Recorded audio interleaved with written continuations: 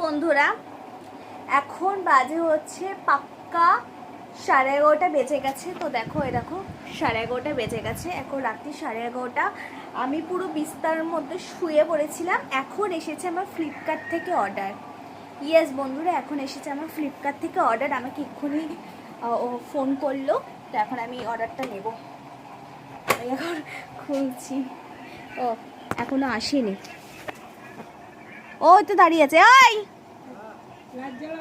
আয়, রাত্রি 11:30 সময় আমাকে পার্সেল দিতে এসছে ভিআইপি।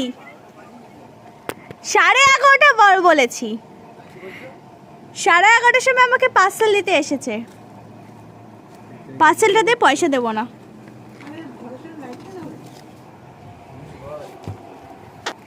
রাত্রি 11:30 সময় পার্সেল দিতে এসছে রে।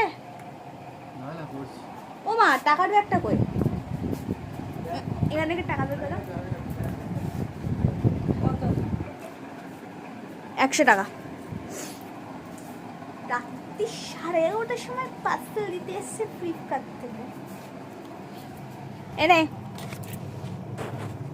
তোর মুখটা দেখি। ইন্ডিয়া যেতে কেমন মজা লাগলো? আরো 6 টাকা? ও আরো 6 টাকা।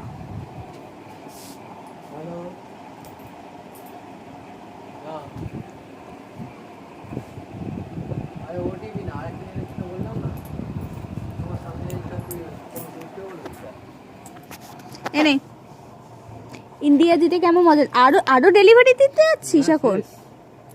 ও জাগে ঘুমা, তোকে দেখে আমার ক্লান্ত লাগছে।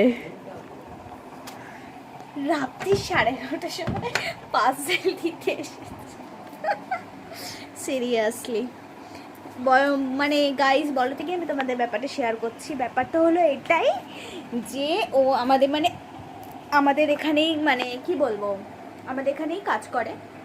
আমাদের এখানে কাজ করে মানে আমাদের পাড়ারই ছেলে।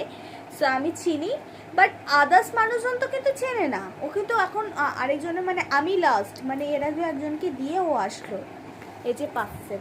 তো নেক্সট ভিডিওটা আমি এই পার্সেলটা ওপেনিংটা তোমাদের সাথে শেয়ার করবো।